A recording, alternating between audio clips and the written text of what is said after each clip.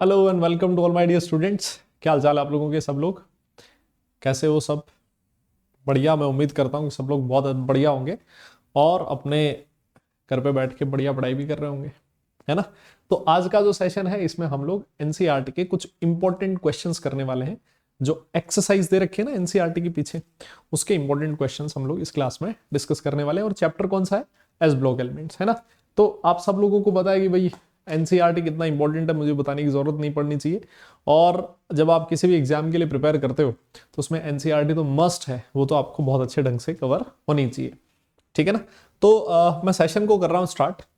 My self Rahul Dudi, B Tech from NIT Jaipur, और पिछले 7 साल से आईआईटी जेईई और नीट के लिए मैं पढ़ा रहा हूँ। अनअकैडमी पे जो मेरा रेफरल कोड है वो RD10 है। आप इस कोड को यूज कर सकते हो जब भी आप अनअकैडमी सब्सक्रिप्शन लेने जाएं। ये कोड आपको इंस्टेंटली 10% डिस्काउंट दिलवा सकता है, ठीक है ना। अनअकैडमी के बहुत सारे टेलीग्राम चैनल्स भी हैं, आप उन टेलीग्राम चैनल्स को भी ज्वाइन कर सकते हो। जैसे सीबीएसई क्लास 11-12 में अगर आप हो तो वो कर सकते हो, नीट 101 करके है ना, वो भी आप नीट के लिए ज्वाइन कर सकते हो। अच्छा, आप अनअकैडमी सब्सक्रिप्शन भी ले सकते हैं। अनअकैडमी सब्सक्रिप्शन लेने पे बेनिफिट्स क्या मिलेगा? देखो, दो तरह का सब्सक्रिप्शन है, एक तो है प्लस और दूसरा आइकॉनिक। बेनिफिट्स आपकी स्क्रीन पे लिखे। जो कॉमन फीचर्स हैं दोनों के वो ये हैं, घर बैठे आप इंडिया के टॉप एजुकेटर्स के साथ पढ़ाई करते हो, है ना। डाउट सॉल्विंग सेशंस उनके साथ लेते हो और एक बहुत ही रीजनेबल फीस में आपको सारा स्टडी मटेरियल मिल जाता है। टेस्ट वगैरह, क्विजेस वगैरह सारी इस प्लेटफॉर्म पे आपके लिए अवेलेबल है। एक सब्सक्रिप्शन से सारे कोर्सेज आपके लिए अनलॉक हो जाते हैं, ठीक है। वहीं पर अगर आप आइकॉनिक की बात करो, इसमें कुछ एडिशनल फीचर्स हैं। लाइक इसमें आपको मिलता है पर्सनल गाइडेंस, है ना। एक पर्सनल मेंटोर असाइन होगा जो आपके डाउट्स देखेगा इंडिविजुअली, जो भी आपके कंसर्न है। पेरेंट टीचर मीटिंग होती है इसमें, एक्सपर्ट गाइडेंस और साथ साथ स्टडी मटेरियल और आपका जो स्टडी पैटर्न है उसको ध्यान में रखते हुए स्टडी प्लानर भी इसमें आपको मिल जाता है। अगर आप सीबीएसई की फीस देखो तो बहुत ही रीजनेबल है ना। 12 महीने की फीस आप 15,000 रुपए लिखा हुआ मिलेगा। बट अगर आप पेमेंट करने से पहले यहाँ पर आपसे एक रेफरल कोड पूछता है, आपने अगर रेफरल कोड यूज किया RD10 तो आपको इस फीस पे 10% डिस्काउंट मिल जाएगा और 13,500 रुपए आपकी टोटल फीस बैठेगी, है ना। इसको आपको एक साथ पे करने की जरूरत नहीं, इंस्टॉलमेंट्स में पे कर सकते हो। अब साथ साथ इसके सीबीएसई का इस समय जो ऑफर चल रहा है वो ये है कि 6 मंथ्स का एडिशनल सब्सक्रिप्शन आपको इसमें मिलता है। तो ये टोटल 18 महीने की फीस है सिर्फ 13,500 रुपये। तो इसका फायदा उठा सकते हैं अभी, है ना। ये सीबीएसई के ही आइकॉनिक सब्सक्रिप्शन की फीस है। यहाँ पर भी आप जैसे ही कोड RD10 लगाएंगे आपको 10% एडिशनल डिस्काउंट और हो जाएगा। जो बच्चे नीट के लिए प्रिपरेशन कर रहे हैं उनके सामने भी प्राइजेस लिखिए। ये नीट प्लस की प्राइजेस है, ठीक है, और ये नीट आइकॉनिक सब्सक्रिप्शन की प्राइजेस है। वही सेम चीज आपको करनी है, पेमेंट करने से पहले रेफरल कोड यूज करना है RD10 ताकि आपको 10% इंस्टेंट डिस्काउंट मिल ही सके। अब आप में से कुछ बच्चे ऐसे भी होंगे बेटा जो IIT जेईई नीट के साथ साथ स्कूल एग्जाम्स की प्रिपरेशन भी कर रहे होंगे, दोनों जगह ना, कॉम्पिटिटिव प्लस बोर्ड्स दोनों के लिए प्रिपेयर कर रहे हैं। तो ऐसे बच्चों के लिए सब्सक्रिप्शन बनाया गया कॉम्बो। इसमें आपको डिस्काउंट अच्छा मिलता है। इसमें नीट के साथ साथ 11-12 की क्लासेस भी आप अटेंड कर सकते हो। पेमेंट करने से पहले कोड यहाँ पर भी आपने RD10 ही यूज करना है।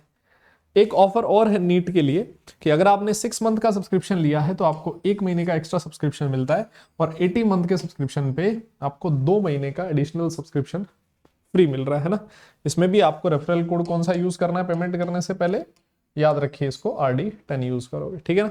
अगर आपको अनअकैडमी की तरफ से कोई भी फाइनेंशियल असिस्टेंस की जरूरत पड़ती है तो आपके सामने एक नंबर है, इस नंबर पे आप कॉल कर सकते हो।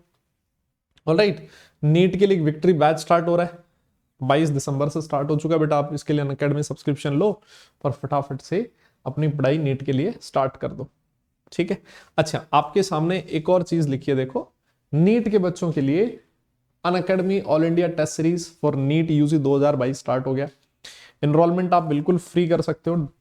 26 दिसंबर से ये सारी चीजें स्टार्ट हुई है ना। 10 टोटल टेस्ट होने वाले हैं। एनरोलमेंट के लिए आप रेफरल कोड यूज करें RD10। इसमें आपको कोई भी फीस वगैरह कुछ भी नहीं देना है। 10 में से 5 जो पेपर्स होंगे उसमें आपका पूरा क्लास 11th का सिलेबस कंप्लीशन होगा और 5 में क्लास 12th का होगा, ठीक है ना।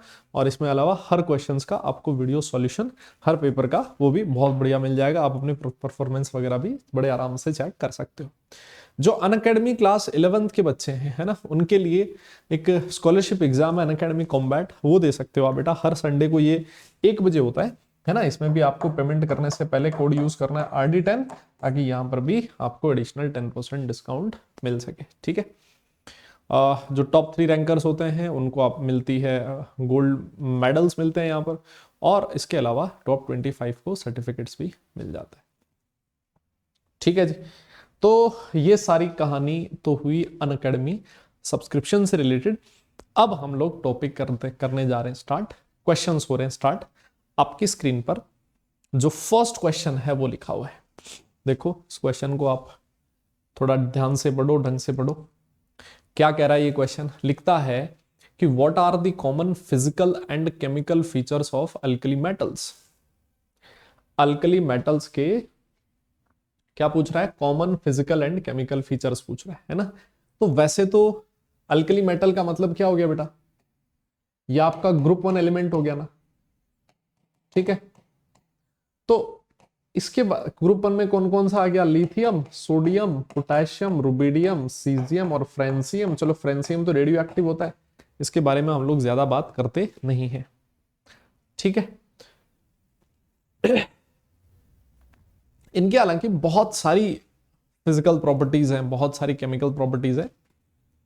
अब डिपेंड करेगा आपको कितना लिख के आना है, क्वेश्चन कितने मार्क्स का है उस पर।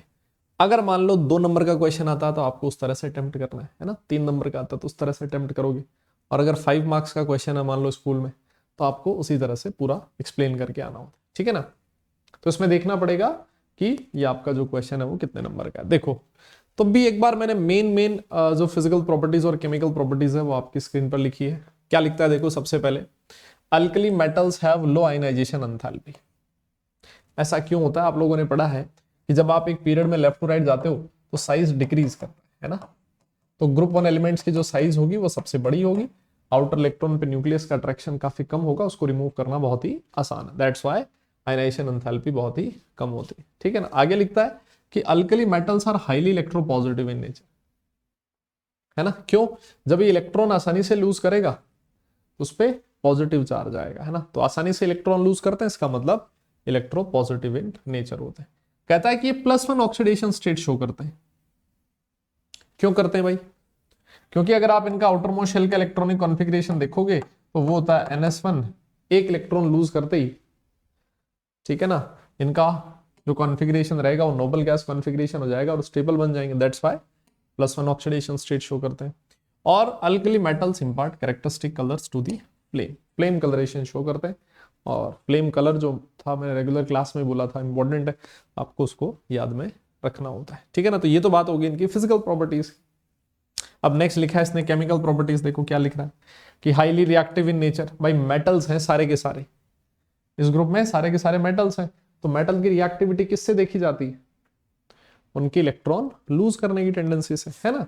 तो ये सारे के सारे ही इलेक्ट्रॉन लूज करने की टेंडेंसी रखते हैं और बहुत आसानी से, है ना। आयनाइजेशन एनर्जी इनकी बहुत ही कम होती है, दैट्स व्हाई। तो हाईली रिएक्टिव होते हैं। इनके जो हाइड्रोक्साइड्स होते हैं they are basic in nature, alkaline in nature, that's why इनको अल्कली मेटल्स भी कहा जाता है। लिक्विड अमोनिया में अगर आप इनको डिसॉल्व करोगे तो जो सॉल्यूशन बनता है उसका कलर ब्लू होता है और वो कंडक्टिंग इन नेचर होता है। तो ये कुछ प्रॉपर्टीज, ऐसा नहीं है कि सिर्फ इतनी है, और भी केमिकल प्रॉपर्टीज लिख सकते हो कि भाई हाइड्राइड्स जो है आयनिक हाइड्राइड का फॉर्मेशन करते हैं जनरली। आपका जो लिथियम है वो कोवेलेंट हाइड्राइड बनाता है ना। कार्बोनेट्स वगैरह के बारे में बता सकते हो। तो बहुत सारी चीजें हैं लिखने को, बट स्टिल जैसा मैंने आपसे कहा क्वेश्चन कितने मार्क्स का है इस चीज पे डिपेंडेंसी होने वाली है, ठीक है। चलो जी आगे बढ़ते हैं। नेक्स्ट क्वेश्चन, सेकंड क्वेश्चन लिखता है क्या कि discuss the general characteristics and gradation in properties of alkaline earth metals.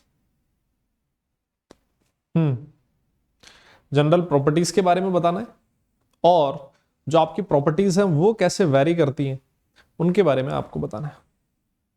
तो आपकी स्क्रीन पर लिखा है, देखो 3-4 पॉइंट्स लिखे हुए, एक बार आप इनको पढ़ो, मुझे बताओ अगर कोई किसी में भी कोई भी डाउट हो तो। ये 3-4 पॉइंट आपकी स्क्रीन पर है, फटाफट पढ़ो, देखें इनको।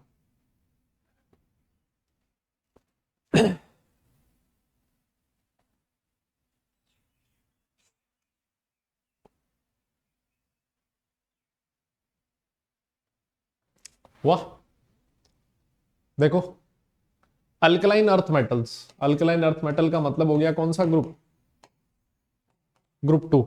क्या कहता है? पहला पॉइंट लिखता है डाउन द ग्रुप जाने पर साइज इंक्रीज करता है, बिल्कुल सही है, इसमें आपको कोई डाउट होना ही नहीं चाहिए, शेल बढ़ता है इस वजह से। अगर साइज इंक्रीज करेगा तो आप लोगों ने पढ़ा है आयनाइजेशन एनर्जी डिक्रीज करेगा, because both are inversely proportional to each other. अरे हाँ ना बोलो भाई, है ना। अच्छा जी, फिर क्या कहता है कि they are harder than alkali metals. क्यों? अल्कली मेटल्स ग्रुप वन के कंपैरिजन में हार्ड होते हैं बिकॉज इनकी साइज छोटी होती है ना। अल्कली मेटल के कंपैरिजन में अगर आप देखोगे ना तो इनकी साइज छोटी होती है, लेफ्ट टू राइट जाने पर पीरियड में साइज डिक्रीज करती है। तो ग्रुप टू बाद में आता है, राइट हैंड साइड में आता है ग्रुप वन के। तो साइज छोटी है, उस वजह से इसमें जो बॉन्डिंग होती है वो स्ट्रॉन्ग होती है, that's why they are harder than alkali metals. They are less electropositive than alkali metals. ये ऐसा क्यों है? Less electropositive than alkali metals, इसमें ऐसा क्यों है? बिकॉज वापस से वही चीज आ रहा ना, अगर आप ग्रुप वन से कंपेयर करोगे तो ग्रुप वन वाले बड़े होते हैं, ग्रुप टू वालों की साइज छोटी होती है ना। ये किसका ऑर्डर है? साइज का। अच्छा, साइज का ऑर्डर है, इसका मतलब ग्रुप वन की आयनाइजेशन एनर्जी कम होती है, ग्रुप टू की ज्यादा होती है, तो ग्रुप टू के लिए इलेक्ट्रॉन लूज करना मुश्किल है ग्रुप वन के comparison. That's why they are less electropositive than alkali metals. और डाउन द ग्रुप जाने पर साइज बढ़ती है, इलेक्ट्रॉन लूज करना आसान होता जाता है, तो इसी वजह से लिखा है कि इलेक्ट्रोपॉजिटिव कैरेक्टर जो होता है वो डाउन द ग्रुप इंक्रीज करता है।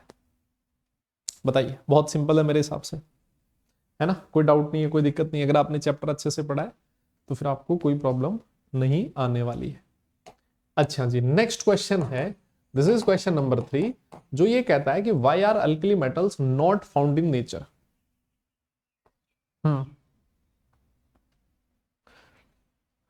टाइम लेके बताओ जरा। Why are alkali metals not found in nature. Alkali metals आपको नेचर में, found in nature in free state अगर लिखा होता तो और ज्यादा ठीक होता, है ना। आप मान लो ऐसे लिखा हुआ है कि why are alkali metals not found in nature in free state.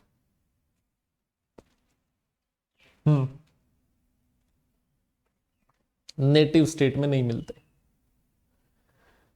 देखो आप रीजन समझो, मतलब कौन मिलेगा फ्री स्टेट में? भाई फ्री स्टेट में वही मिलेगा जो किसी के साथ रिएक्ट नहीं करता हो, जो बहुत ही कम रिएक्टिव होता है ना। किसी के साथ रिएक्ट नहीं करेगा तो कंपाउंड नहीं बनाएगा, कंपाउंड नहीं बनाएगा तो एलिमेंटल फॉर्म में मिलेगा, है ना। As it is free state में नेचर में मिलेगा, कंबाइंड फॉर्म में नहीं है, कहने का मतलब। अब आप लोगों ने भी तो पढ़ा है कि alkali metals are highly reactive. क्या होते हैं वो? दे आर हाईली रिएक्टिव, वो बहुत ही ज्यादा रिएक्टिव होता है। इस वजह से क्या होता है, रिएक्टिव होने की वजह से वो दूसरे कंपाउंड्स के साथ, दूसरे एलिमेंट के साथ जल्दी कंबाइन हो जाते हैं, उनके साथ कंपाउंड का फॉर्मेशन कर लेते हैं। That's why they are never found in free state in nature, है ना। फिर कह रहा हूं, फ्री स्टेट में वही एलिमेंट मिलेगा जिसकी रिएक्टिविटी बहुत ही कम हो, जो किसी के साथ रिएक्ट ही ना करता हो, तो फ्री स्टेट में मिल जाएगा, है ना। समझे क्या मेरी बात को? एक बार बताओ, देखें क्लियर है। आगे बढ़े फिर, ये था क्वेश्चन नंबर 3। चलिए जी आगे बढ़ते हैं। अगला क्वेश्चन आपके सामने है, क्या कहता है? Find out the oxidation state of sodium in Na2O2।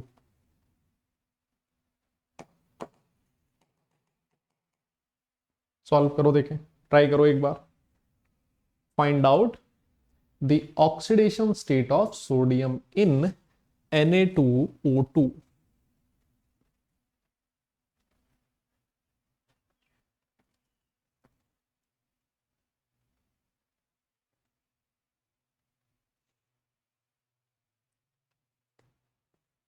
हो गया भाई। सोडियम जैसे ग्रुप वन का एलिमेंट है, वैलेंस शेल में एक ही इलेक्ट्रॉन है, तो ऑब्वियस है कि ग्रुप वन के जितने भी एलिमेंट्स होते हैं उनकी ऑक्सीडेशन स्टेट +1 ही होती है, इसके अलावा और कुछ नहीं होता, है ना। ये सोडियम पेरोक्साइड का फॉर्मूला लिखा हुआ आपके सामने, आप इसको ऐसे लिख सकते थे 2Na प्लस O2 माइनस, ठीक है ना। तो सोडियम की ऑक्सीडेशन स्टेट कितनी है इसमें? +1 है ना। इसमें ज्यादा सोचने की, दिमाग लगाने की जरूरत हमें थी नहीं।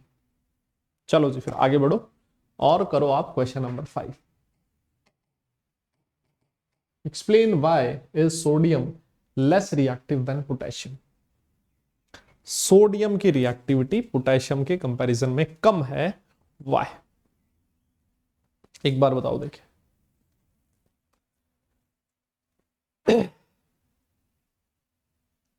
क्या रीजन हो सकता है?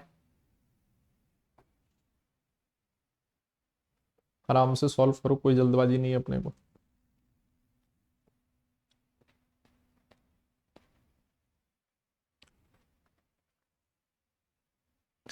देखना है कि भाई मेटल्स हैं, मेटल है तो मेटल की रिएक्टिविटी किस चीज पे डिपेंड करेगी, है ना भाई? तभी तो आप कंपेयर कर सकते हो ना, जब आपको ये बताओ कि रिएक्टिविटी किस चीज पे डिपेंड करती है। हम्म।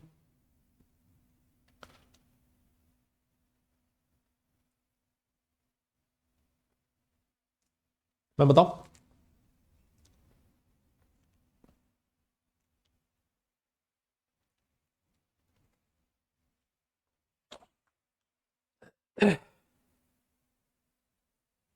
देखो एक बार, आप क्या लिखोगे इसमें कि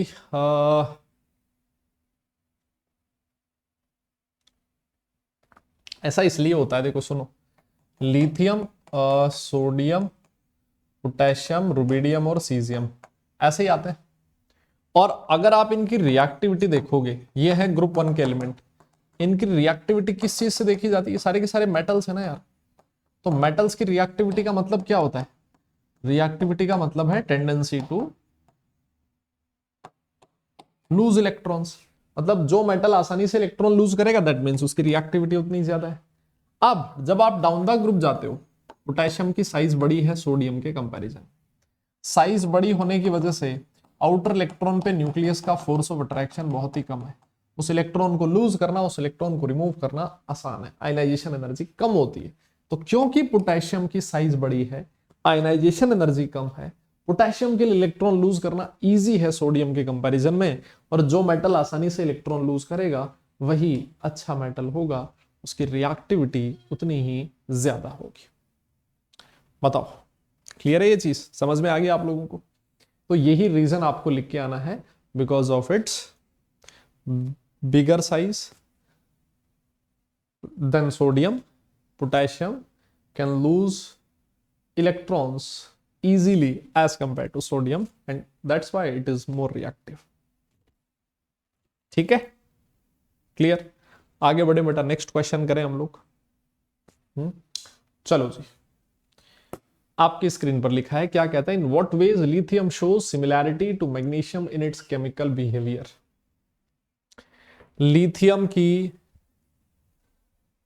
कौन कौन सी सिमिलैरिटीज होती हैं मैग्नीशियम के साथ इन इट्स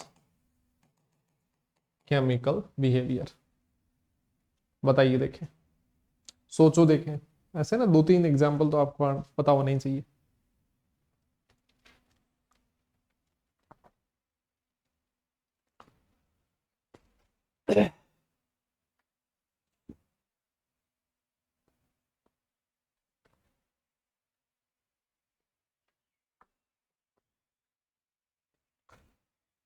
कौन कौन सी केमिकल प्रॉपर्टीज लिथियम और मैग्नीशियम की लगभग सिमिलर होती है? क्वेश्चन ये पूछना चाह रहा आपसे।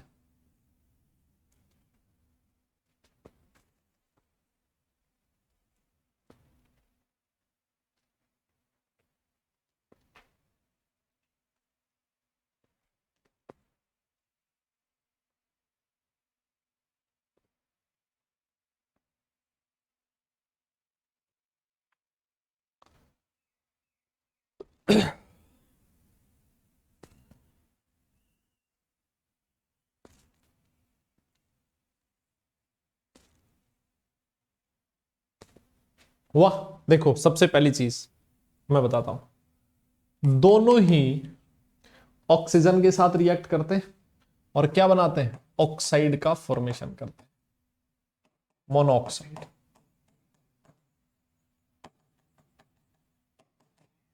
है ना? सोडियम, लिथियम भी लिथियम ऑक्साइड बनाता है और मैग्नीशियम भी। दूसरी चीज, दोनों ही नाइट्रोजन के साथ रिएक्ट करके नाइट्राइट का फॉर्मेशन करते हैं, है ना? लिथियम ग्रुप 1 एलिमेंट्स में अकेला ऐसा एलिमेंट था जो नाइट्राइड बनाता था, बाकी कोई भी नाइट्राइड का फॉर्मेशन नहीं करते थे। तीसरी चीज, इन दोनों के ही जो कार्बोनेट्स होते हैं, अनस्टेबल कार्बोनेट्स टूवर्ड्स हीट, दोनों के ही जो कार्बोनेट होते हैं वो स्टेबल नहीं होते, ठीक है ना। दोनों ही उनको अगर आप हीट करोगे तो बहुत जल्दी ऑक्सीजन और कार्बन डाइऑक्साइड में टूट जाते हैं, ठीक है ना। अच्छा, दोनों के ही जो बाइकार्बोनेट्स हैं वो सॉलिड स्टेट में प्रेजेंट नहीं होते हैं ना, सॉल्यूशन फेज में प्रेजेंट होते हैं दोनों के बाइकार्बोनेट्स। दोनों के जो हैलाइड्स हैं, है ना, वो कोवेलेंट इन नेचर होते हैं, आपने पढ़ा है, बिकॉज इन दोनों की जो साइज, कोवेलेंट कैरेक्टर काफी हाई होता है उनमें, है ना, बिकॉज स्मॉल साइज है, छोटी साइज है। आप लोगों ने ये पढ़ा भी है कि जहां पर कैटायन की साइज छोटी होती है उन कंपाउंड्स में परसेंटेज, उन बॉन्ड्स में परसेंटेज कोवेलेंट कैरेक्टर उतना ही ज्यादा होता है, ठीक है ना। तो कोवेलेंट हैलाइड्स का फॉर्मेशन ये करता है, ठीक है। एक और चीज, हाइड्रेटेड हैलाइड फॉर्मेशन, ये भी बहुत इंपॉर्टेंट है, हाइड्रेटेड हैलाइड का फॉर्मेशन, है ना। LiCl.2H2 बनता है, MgCl2.6H2 बनता है। तो क्योंकि यहां पर भी वापस वही रीजन आएगा, क्योंकि इनकी साइज छोटी होती है, इस वजह से ये किसका फॉर्मेशन करते हैं, हाइड्रेटेड, उनका हाइड्रेशन काफी हाई होता है, काफी ज्यादा होता है। अब इसके अलावा और भी लिख सकते हो आप, और भी चीजें हैं जो लिख सकते हो कि दोनों के ही नाइट्रेट जो होते हैं उनको आप हीट करने में oxide plus NO2 plus O2 release होता है, ये भी सिमिलैरिटी है, वो आप लिख सकते थे। लिथियम के जो हैलाइड्स, मैग्नीशियम के हैलाइड्स आर डिलिक्विसेंट इन नेचर, है ना, वो भी लिख सकते हो। वैसे बहुत सारी प्रॉपर्टीज हैं, 6 प्रॉपर्टीज तो हालांकि मैंने लिख दी, 2-3 मैंने और बता दी। तो अगर बहुत लंबा क्वेश्चन भी आता ना 5 नंबर का, तो भी अगर आप उसमें इतनी सारी सिमिलैरिटी लिख के आओगे ना, तो आपको कोई नंबर इधर उधर नहीं होने वाला है, फुल मार्क्स आपको मिलने वाला, ठीक है ना। बट थोड़ा सिस्टमेटिक लिख के आना है, मैंने शॉर्टकट में बता दिया है। ये वाला कीजिए जरा।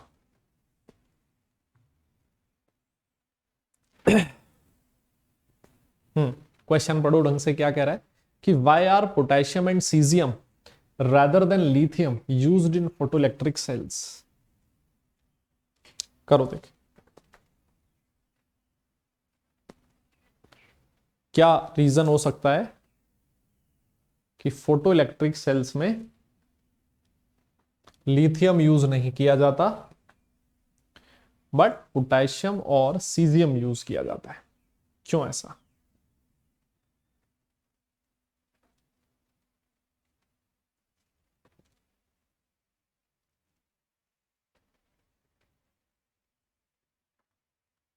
देखो, फोटोइलेक्ट्रिक सेल्स में हमें किस तरह के मेटल की रिक्वायरमेंट होती है ये आपको पता होना चाहिए। स्ट्रक्चर ऑफ एटम में मैंने आपको फोटोइलेक्ट्रिक इफेक्ट पूरा डिटेल में पढ़ाया हुआ है। तो वहां पर आप लिखते थे कि भाई लाइट आती है और वो किसी भी मेटल को जाके हिट करती है और मेटल क्या करती है, अपने सरफेस से इलेक्ट्रॉन इजेक्ट कर देती है, ejection of electrons from metal surface, अगर उस पर एक सर्टेन फ्रीक्वेंसी की लाइट हिट करी है, ना, जिसको आप थ्रेशोल्ड फ्रीक्वेंसी भी कह देते थे, है ना।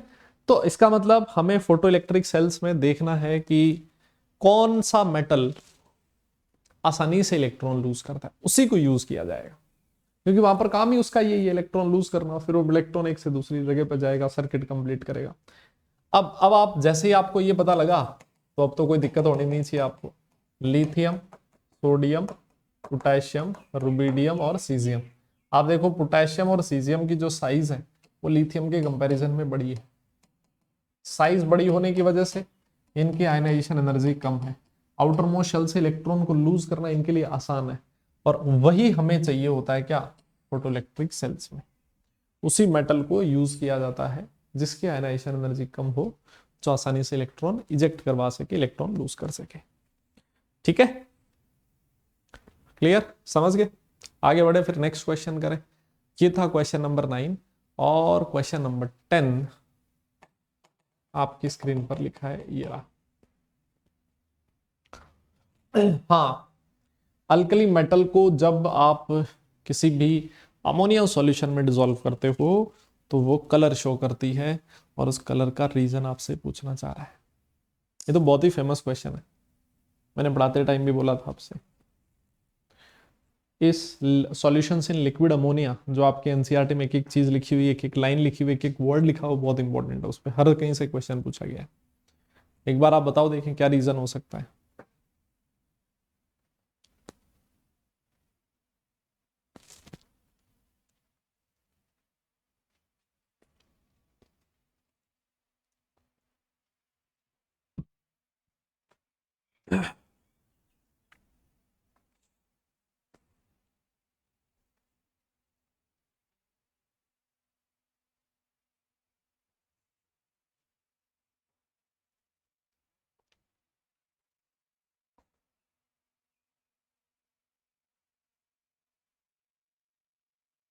वाह,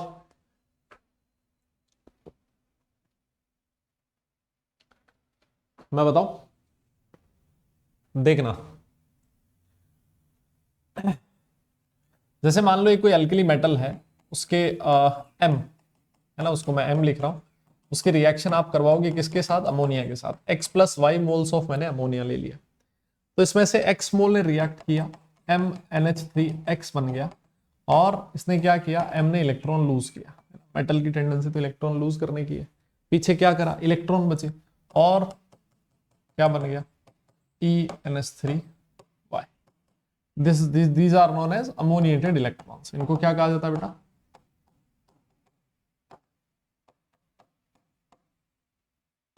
अमोनिएटेड इलेक्ट्रॉन्स। ठीक है। अब ये जो इलेक्ट्रॉन है इनिशियली कहां प्रेजेंट है, अपनी ग्राउंड स्टेट में प्रेजेंट है। ठीक है। अब एक यहां पर मान लेते हैं कोई एक्साइटेड स्टेट है, इलेक्ट्रॉन यहां पर था। होता क्या है, जैसे इसको थोड़ी सी भी एनर्जी मिलती है, इलेक्ट्रॉन का यहां से यहां पर चला जाता है, ग्राउंड स्टेट से एक्साइटेड स्टेट में चला जाता है। ठीक है। अब आप लोगों ने यह भी बताया कि एक्साइटेड स्टेट में एनर्जी ज्यादा है, इसमें एनर्जी कम है, तो जहां पर एनर्जी कम होती है ज्यादा स्टेबल होता है, एनर्जी जहां पर ज्यादा होगी पोटेंशियल एनर्जी, स्टेबिलिटी उतनी ही कम होती है। ठीक है ना। तो अब ये जो इलेक्ट्रॉन है, इसको लगा कि यार मैंने यहां आया हूं, मेरी स्टेबिलिटी में कमी आई है, तो ये क्या करता है, वापस अपनी ग्राउंड स्टेट में आने की कोशिश करता है, अपने आप को और ज्यादा स्टेबल बनाने के लिए, लोअर एनर्जी स्टेट में रखने के लिए। अब गया था तो इलेक्ट्रॉन एनर्जी लेके गया था, जब वापस आएगा तो एनर्जी लूज करके आएगा, और ये जो एनर्जी लूज कर रहा है किसकी फॉर्म में करेगा, रेडिएशन की फॉर्म में। रेडिएशन का अपना लैम्डा होगा, वेवलेंथ होगी। अगर ये वेवलेंथ विजिबल रीजन में है, जो लाइट इसने एमिट करी है ना, जो जो रेडिएशन इसने एमिट करी है, अगर उसका फ्रीक्वेंसी विजिबल रीजन में है, उसका वेवलेंथ अगर विजिबल रीजन में है, तो आपको उस कलर का वो जो वेवलेंथ है उसके कोरस्पॉन्डिंग कलर दिखाई देगा। बताओ, समझ में आई आपको बात, कलर शो करने का रीजन है ना, इलेक्ट्रॉन के ट्रांजिशन की वजह से ये कलर शो करते हैं। लोअर एनर्जी स्टेट से हायर एनर्जी स्टेट, जब हायर से वापस लोअर में आता है, एनर्जी एमिट करेगा in the form of radiations. अगर उनका फ्रीक्वेंसी या फिर वेवलेंथ विजिबल रीजन में है, तो आपको कोरस्पॉन्डिंग कलर दिखाई देगा। बताओ, सब कुछ क्लियर है, समझ में आ गया सबको? आगे बढ़ सकता हूं मैं फिर, है ना? ठीक है जी, आगे बढ़िए। Question number 11, beryllium and magnesium do not give colour to flame whereas other alkali metals do so, why? बताइए जरा, 30 सेकंड का टाइम दे रहा हूं मैं आपको इस क्वेश्चन को सॉल्व करने के लिए।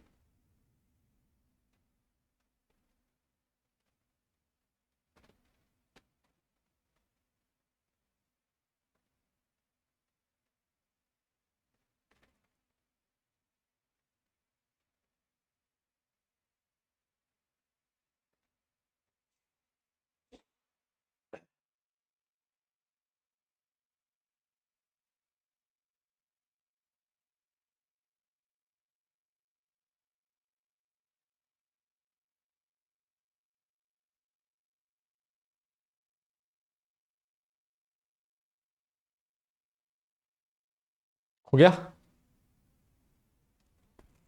बताओ। देखो, बेरिलियम और मैग्नीशियम ग्रुप 2 के मेंबर है।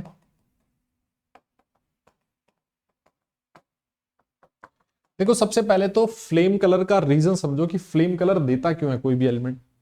कोई भी एलिमेंट है जिसका जो इलेक्ट्रॉन है, आउटर इलेक्ट्रॉन, वो अपने ग्राउंड स्टेट में, वही वापस जो लॉजिक लगेगा ना वो यही होगा, अपनी ग्राउंड स्टेट में प्रेजेंट है। ठीक है, जब आप उसको फ्लेम में हीट कर रहे हो तो उसकी वजह से एनर्जी मिलेगी इस इलेक्ट्रॉन को, एनर्जी मिलेगी तो इलेक्ट्रॉन अपनी ग्राउंड स्टेट छोड़ के कहाँ चला जाएगा, हायर एनर्जी वाली स्टेट में चला जाएगा, एक्साइटेड स्टेट में। वहां से ये वापस अपने ग्राउंड स्टेट में आने की कोशिश करेगा। अब ये ग्राउंड स्टेट में आएगा तो एनर्जी एमिट करेगा in the form of radiation, और अगर ये रेडिएशन विजिबल रीजन में है तो आपको कलर दिखाई दे जाए। तो ये रीजन होता है फ्लेम कलर शो करने का। अब इनके केस में क्या होता है, देखो बेरिलियम और मैग्नीशियम, इन दोनों की जो साइज है वो है छोटी, साइज छोटी है। आप खुद सोच के देखो, अगर साइज छोटी है तो आउटर इलेक्ट्रॉन है उस पर न्यूक्लियस का अट्रैक्शन ज्यादा, और आउटर इलेक्ट्रॉन पे न्यूक्लियस का अट्रैक्शन ज्यादा, मतलब इस इलेक्ट्रॉन को ग्राउंड स्टेट से एक्साइटेड स्टेट में ले जाने के लिए आपको एनर्जी ज्यादा देनी पड़ेगी। ठीक है ना भाई, आउटर इलेक्ट्रॉन को न्यूक्लियस जितना ज्यादा अपनी तरफ अट्रैक्ट कर रहा है, उस इलेक्ट्रॉन को एक्साइटेशन के लिए उतनी हाई अमाउंट ऑफ एनर्जी की रिक्वायरमेंट होगी, और वो एनर्जी आपको उस हीटिंग से ना, बर्नर की फ्लेम से नहीं मिल पाती। दैट्स वाई जो आपका बेरिलियम और मैग्नीशियम होता है वो फ्लेम कलर शो नहीं करते। Their outermost electrons are tightly bound with the nucleus, और उसी वजह से वो एक्साइट नहीं हो पाते। ठीक है, जब एक्साइट नहीं हुआ तो ग्राउंड स्टेट में नहीं आएगा वापस, है ना, ऊपर से नीचे आएगा तभी तो एनर्जी एमिट करेगा, तभी तो हमें कलर दिखाई देगा। इस वजह से ये beryllium magnesium flame colour show नहीं करते। बताइए, आपको समझ में आ गई मेरी बात? क्लियर है सबको? आगे बढ़ूं मैं फिर, नेक्स्ट क्वेश्चन करें। चलो जी, ये रहा आपकी स्क्रीन पर, लिखता है why is Li2CO3 is decomposed at a lower temperature whereas Na2CO3 at high temperature। एक बार सॉल्व करो देखिए।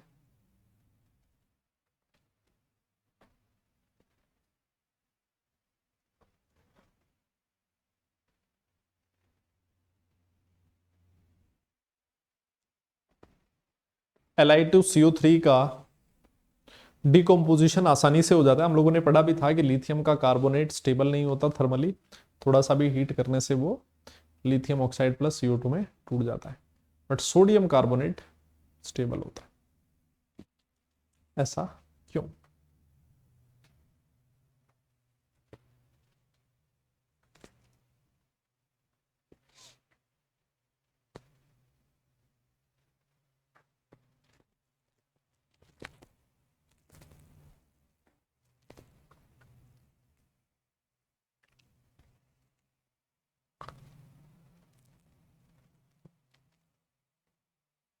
वाह, करें डिस्कस। देखो, आप लोगों ने थर्मल स्टेबिलिटी का ऑर्डर पढ़ा था कार्बोनेट्स की, कार्बोनेट्स की थर्मल स्टेबिलिटी क्या ऑर्डर होता था? Lithium carbonate, lithium, sodium, potassium, rubidium और सीजियम, यही ऑर्डर होता था। मतलब सोडियम कार्बोनेट की थर्मल स्टेबिलिटी लिथियम कार्बोनेट से ज्यादा है, और इसी वजह से लिथियम कार्बोनेट कम स्टेबल होता है, टूट जाता है आसानी से, सोडियम कार्बोनेट ज्यादा थर्मली स्टेबल है। अब इसका रीजन नहीं है, इसका रीजन क्या है वो बताओ आप। तो ये तो मैंने ऑर्डर बता दिया थर्मल स्टेबिलिटी का, आपने पढ़ा होगा, देखो बेटा फजान्स रूल पढ़ा है ना। फजान रूल कहता है कि जो कोवेलेंट कैरेक्टर होता है किसी भी आयोनिक बॉन्ड में, covalent character is inversely proportional to size of cation. यहां पर देखो एनाइन की साइज तो सेम है, तो वो तो हमें देखनी नहीं है। केटाइन का साइज चेक करो आप, किसका साइज छोटा है? किसका छोटा है? लिथियम Li+ का। और केटाइन का साइज छोटा है, इसका मतलब इसमें कोवेलेंट कैरेक्टर ज्यादा है ना। और ये जो सोडियम है इसमें कौन सा कैरेक्टर ज्यादा है? आयोनिक कैरेक्टर, है ना। इसमें कोवेलेंट कैरेक्टर कम है तो आयोनिक कैरेक्टर ज्यादा है, ऑब्वियस है।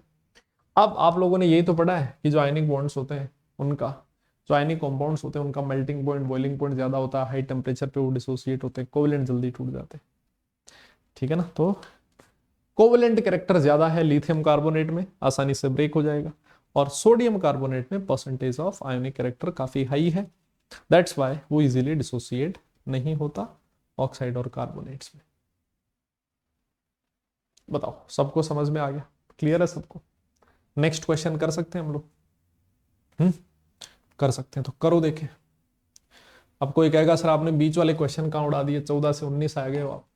देखो कुछ क्वेश्चंस तो ऐसे हैं जो आपके सिलेबस का पार्ट नहीं है ना, सिलेबस रिडक्शन में उड़ गए, और कुछ क्वेश्चंस ऐसे हैं जो सीधे सीधे आपकी कॉपी में लिखे होंगे, वो हमने डिस्कस नहीं किए। आपको क्या करना है, draw the structure of beryllium chloride vapour phase और सॉलिड फेज में बनाना है। BeCl2 की स्ट्रक्चर बतानी है आपको in solid phase and in vapour phase.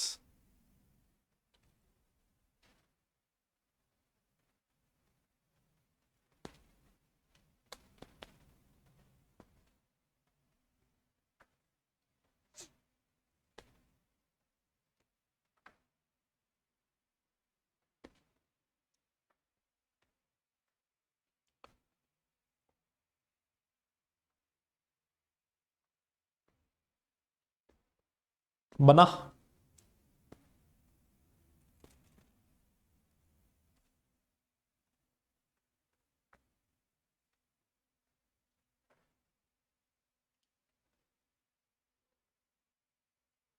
मैं बताऊं,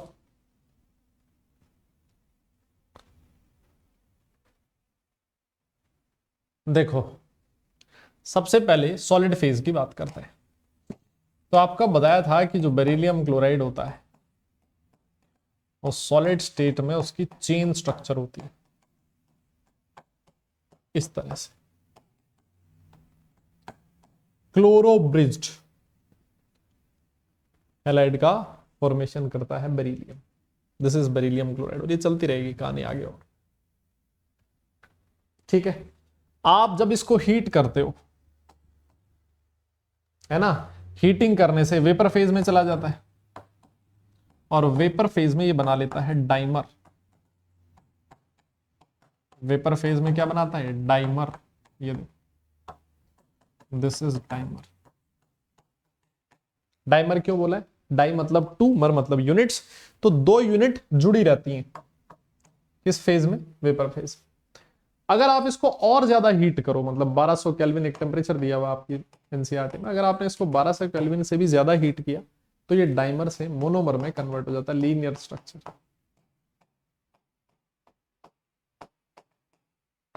किसमें कन्वर्ट हो जाता है, मोनोमर में, है ना। और मोनोमर बन गया तो BeCl2 की स्ट्रक्चर कैसी होती है, लीनियर होती है, sp हाइब्रिडाइजेशन होता है। ठीक है, समझ में आ गई बात। तो ये स्ट्रक्चर इंपॉर्टेंट है भाई, BeCl2 की एग्जाम्स में पूछी जाती है। करो देखिए, सॉल्युबिलिटी का क्वेश्चन पूछ रहा है हाइड्रोक्साइड एंड कार्बोनेट्स के। करो देखिए, इस क्वेश्चन को सॉल्व करो।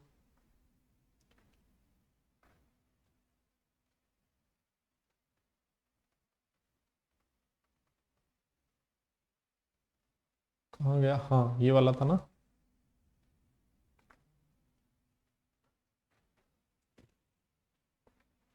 सॉल्युबिलिटी, ये थोड़ा अलग सा कॉन्सेप्ट है सॉल्युबिलिटी में।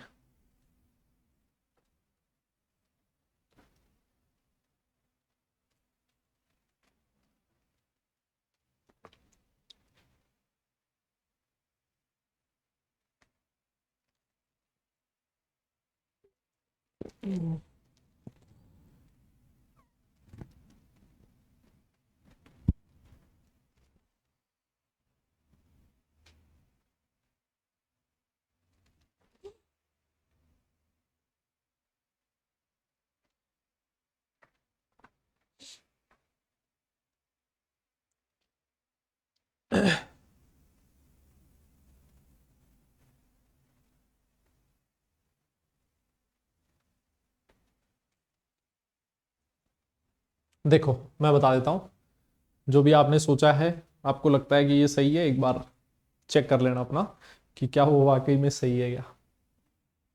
तो आप ऐसे समझो, सॉल्युबिलिटी के लिए कंडीशन होती है जो आपको पता होनी चाहिए।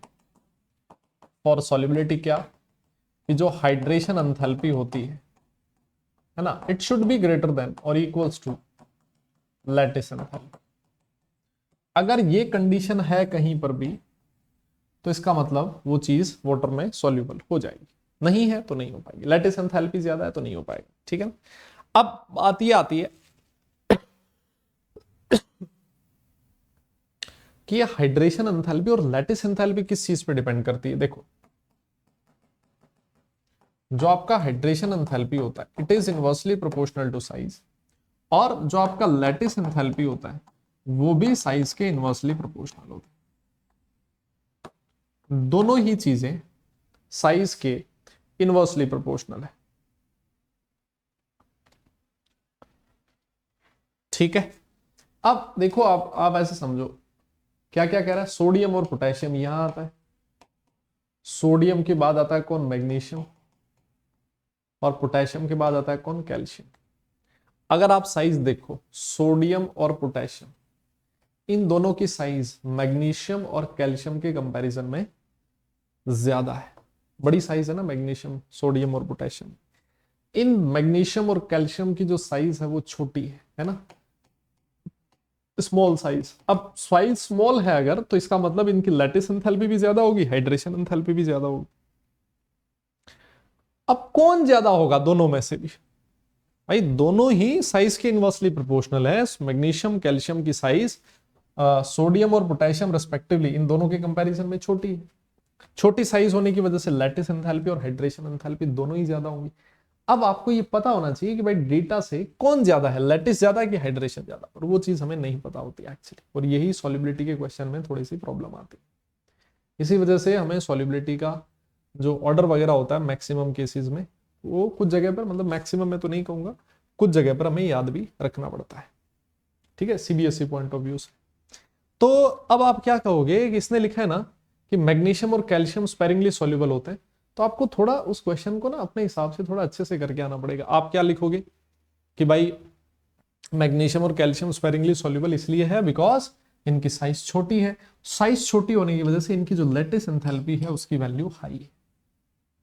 स्पेरिंगली सॉल्युबल है ना, तो लैटिस एंथैल्पी ज्यादा बताना आपको ताकि सॉल्युबिलिटी कम रहे। तो थोड़ा आपको ना अपना दिमाग लगा के करके आना इस क्वेश्चन को, है ना, लैंग्वेज आपको उस हिसाब से लिखनी है कि लैटिस एंथैल्पी ज्यादा है because of it's smaller size, और लैटिस एंथैल्पी होने की वजह से, ज्यादा होने की वजह से इनकी जो सॉल्युबिलिटी होती है वो बहुत ही कम होती है ना। आप ये चीज लिख सकते हो ना,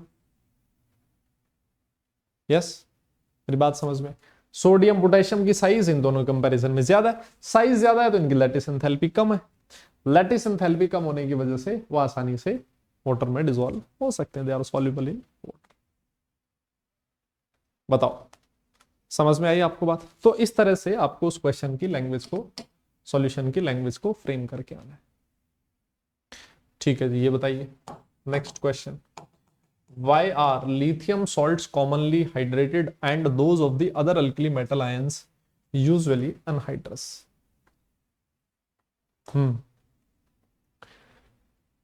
टाइम दे रहा हूं मैं आपको, फटाफट सॉल्व कीजिए इसको।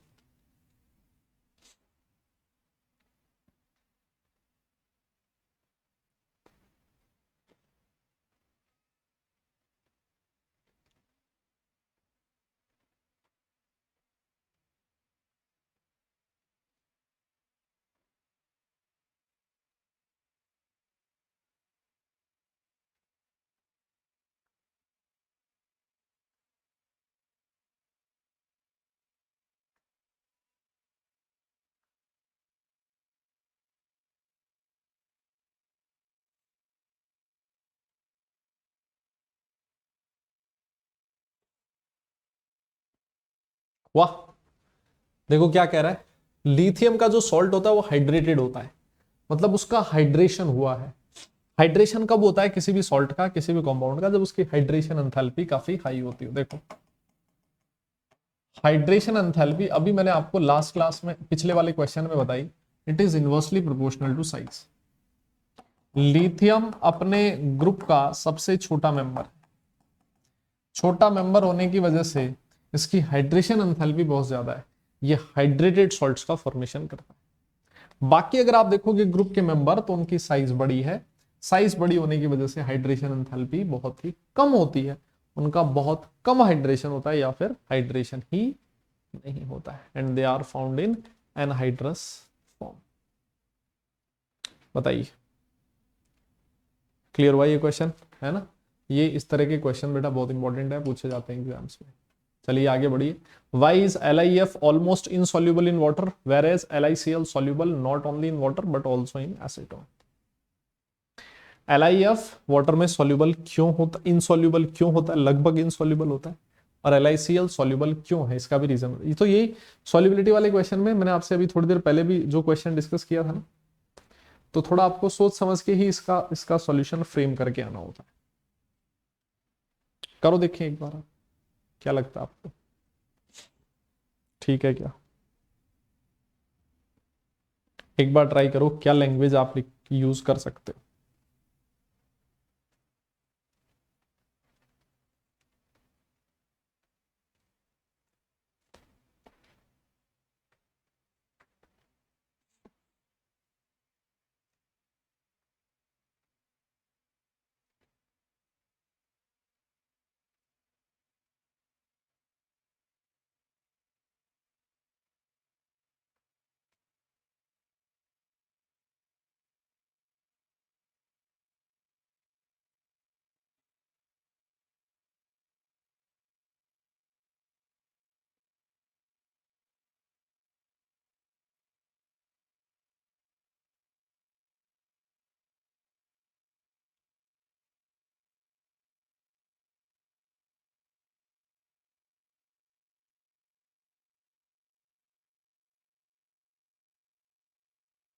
वाह, मैं बताऊं, देखो वापस से यही चीज मैंने अभी आपको थोड़ी देर पहले बोला था, सॉल्युबिलिटी के लिए एक चीज हमेशा ध्यान रखो, क्या ध्यान में रखना है कि हाइड्रेशन एंथैल्पी की वैल्यू ज्यादा होनी चाहिए लैटिस एंथैल्पी से। तो अगर कोई सॉल्युबल है इसका मतलब लैटिस एंथैल्पी उसकी बहुत हाई है हाइड्रेशन के कंपैरिजन। LiF देखो, LiF में एक तो Li प्लस और दूसरा F माइनस, दोनों ही कैटायन और एनायन दोनों की ही साइज बहुत ही छोटी है ना, साइज छोटी है तो हाइड्रेशन एंथैल्पी भी ज्यादा होगी, लैटिस एंथैल्पी भी ज्यादा होगी, बट लैटिस एंथैल्पी की वैल्यू बहुत हाई है जो हाइड्रेशन एंथैल्पी को भी कंपनसेट कर देती है। और इसी वजह से आप इसमें ये लिखना कि इसकी लैटिस एंथैल्पी की वैल्यू बहुत हाई होती है, that's why it is almost insoluble in water. ठीक है, अब आप आगे LiCl पे, तो उसमें क्या हो गया, अब उसमें क्लोरीन आ गया, क्लोरीन आने की वजह से क्लोरीन एक जो एनायन है उसकी साइज बढ़ गई, साइज बढ़ी तो हाइड्रेशन एंथैल्पी भी कम हुई, लैटिस एंथैल्पी भी कम हुई, ज्यादा कम कौन हुई, लैटिस एंथैल्पी। ठीक है, कैसे पता लगा, यहां से, ठीक है ना। तो LiCl के लिए लैटिस एंथैल्पी की वैल्यू कम हुई because of bigger size of chlorine, उसके लिए हाइड्रेशन एंथैल्पी ज्यादा है as compared to lattice enthalpy, और इसी वजह से वो वाटर में सॉल्युबल भी हो जाता है। ठीक है ना, तो इस तरह से आपको इस क्वेश्चन को सॉल्यूशन को फ्रेम करके आना है। लो जी, next question, question number 25, what happens when, तीन क्वेश्चन है इसमें actually. Sodium metal is dropped in water, sodium metal is heated in free supply of air, and sodium peroxide dissolve in water. तीनों में इक्वेशंस हैं, आप बताइए क्या equations होंगी उनमें, फटाफट बताओ।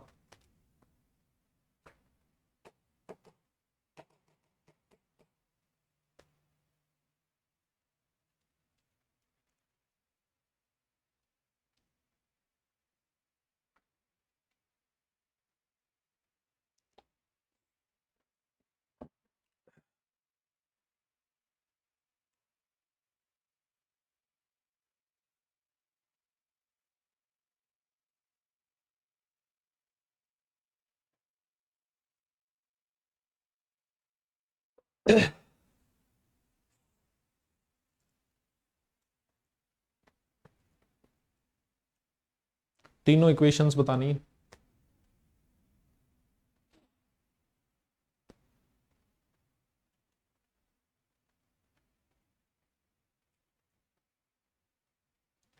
वाह, देखो सबसे पहला सोडियम को पानी में डाल दो तो क्या बनेगा, हाइड्रोक्साइड का फॉर्मेशन होता है ना, और बहुत हाई अमाउंट ऑफ एनर्जी भी इसमें रिलीज होती है, साथ में क्या मिलेगा आपको, हाइड्रोजन गैस भी मिलेगा। ठीक है, बैलेंस नहीं किया मैंने, वो आप अपने हिसाब से देख लेना। Next question, B part, sodium metal is strongly heated in free supply of oxygen. तो आपको बताइए कि सोडियम ऑक्सीजन के साथ रिएक्ट करके सोडियम पेरोक्साइड का फॉर्मेशन कर। ठीक है। तीसरा कहता है sodium peroxide is dissolved in water. तो किसी भी पेरोक्साइड को जब आप वाटर में डिजोल्व करते हो तो वो हाइड्रोक्साइड बनाता है और साथ में H2O2 बनती है। तो Na2O2 plus H2O gives NaOH plus H2O2। ये था आपका क्वेश्चन नंबर 25। क्लियर है, रिएक्शन इंपॉर्टेंट है, याद कर लेना। नेक्स्ट क्वेश्चन, आगे बढ़िए। ये है question number 26। Comment on each of the following observations. क्या है observations? The mobility of the alkali metal ions in aqueous solution are Li plus Na plus K plus Rb plus and Cs plus. ठीक है, बहुत बढ़िया। Second, lithium is the only alkali metal to form an nitride directly. बताइए।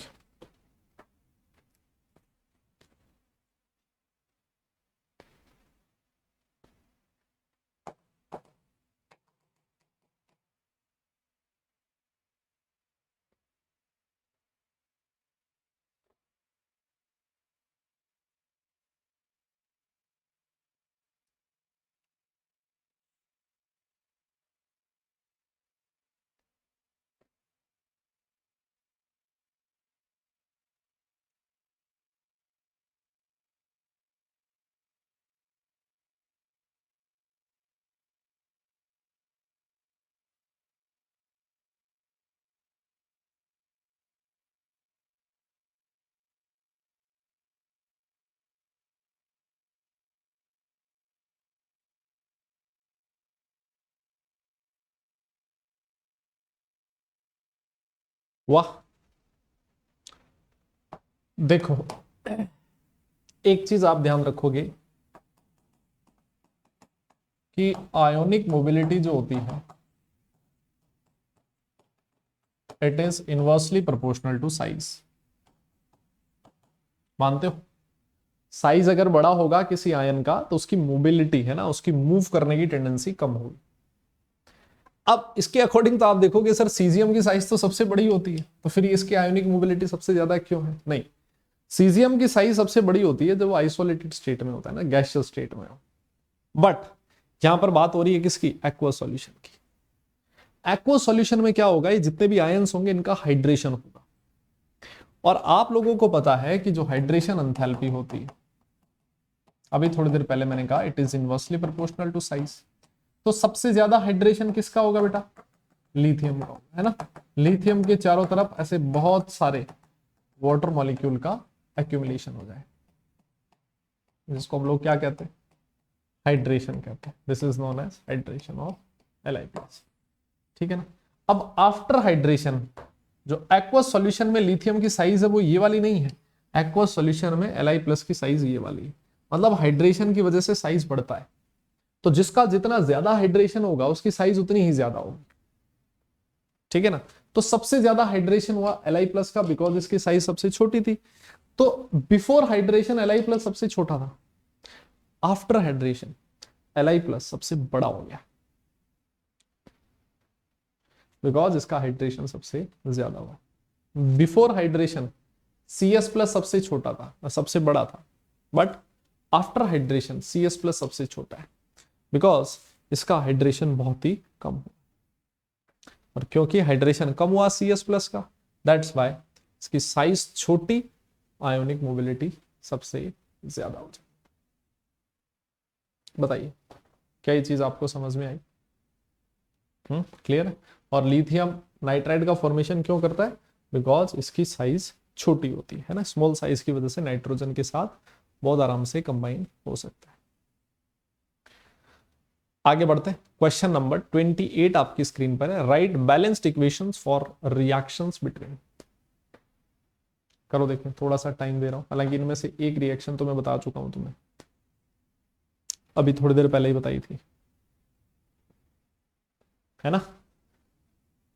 Na2O2 को water के साथ react करना है।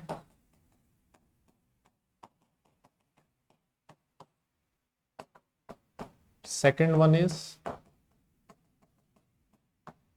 and the third one is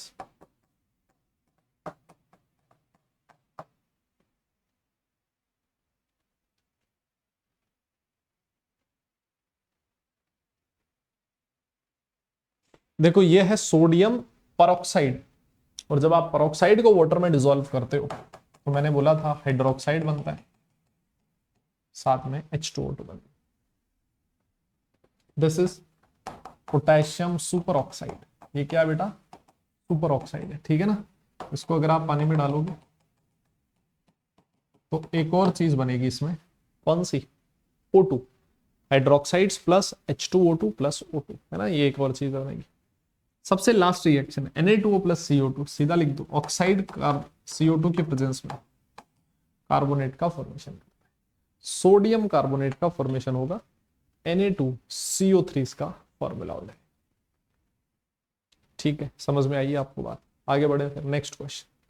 ये ऑब्जेक्टिव क्वेश्चन है। Which of the following alkali metal is having least melting point?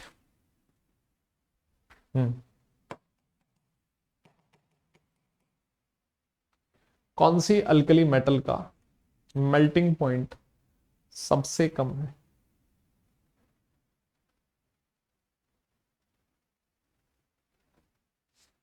Least melting point.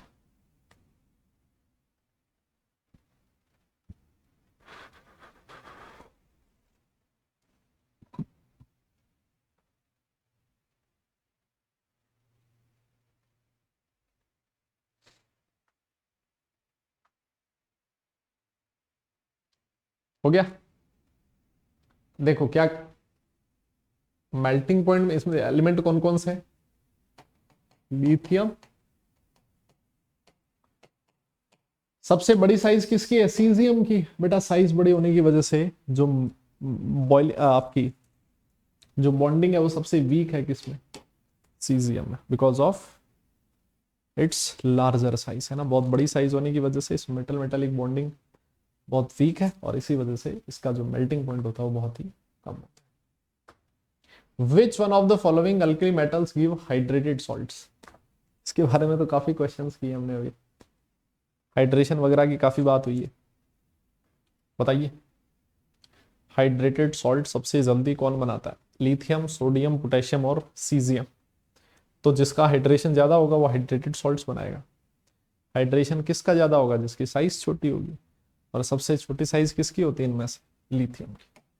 ठीक है ना, तो जो आपका लिथियम होगा वो हाइड्रेटेड सॉल्ट्स का फॉर्मेशन करता है। Next question, which one of the following alkaline earth metal carbonate is thermally most stable? Most stable carbonate आपको बताना है। MgCO3, CaCO3, SrCO3, barium carbonate.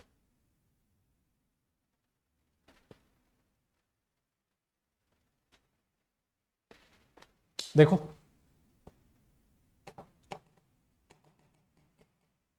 अभी थोड़ी देर मैंने आपको पहले एक चीज बताई थी, थर्मल स्टेबिलिटी जो होती है कार्बोनेट्स की डाउन द ग्रुप जाने पर इंक्रीज करती है।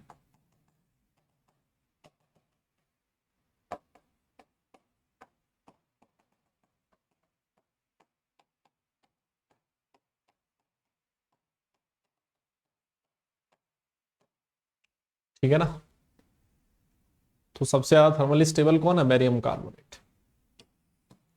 परसेंटेज कोवेलेंट कैरेक्टर सबसे कम होता है, आयोनिक कैरेक्टर सबसे ज्यादा है, और इसी वजह से थर्मल स्टेबिलिटी भी सबसे ज्यादा है। ठीक है ना, तो इसी के साथ आज का जो सेशन है उसको हम लोग खत्म करने जा रहे हैं। ये कुछ क्वेश्चंस थे, maximum question, more than 90% question जो आपके सिलेबस में है एनसीईआरटी, वो हम लोगों ने कर लिए है। ठीक है, एक और चीज के बारे में मैं आपको बता देता हूँ। अनअकैडमी का एक फीचर होता है बेटा, है ना, आस्क ए डाउट फीचर। इस आप फीचर को यूज कीजिए, अनलिमिटेड डाउट्स आप पूछ सकते हो।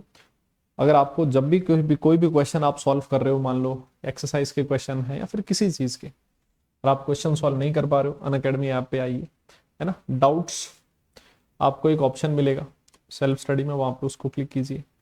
आपको क्या करना है फिर उसके बाद, उस क्वेश्चन की फोटो क्लिक करनी है, उसको क्रॉप करना है, उसका सब्जेक्ट चूज करना है, उसको सेंड कर देना है।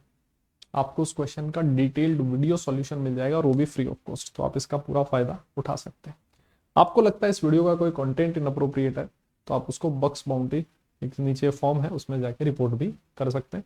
जो बच्चे पहली बार अनअकैडमी ऐप पे आ रहे हैं वो जैसे ही किसी फ्री लाइव क्लास पे क्लिक करेंगे उनसे एक इनवाइट कोड पूछा जाएगा, आप उसमें मेरा इनवाइट कोड यूज कर सकते हो RD10। और अनअकैडमी ऐप पे जो डिफरेंट डिफरेंट टाइप की क्विजेज होती रहती हैं उनको ज्वाइन करने का प्रोसेस भी आपकी स्क्रीन पर लिखा है।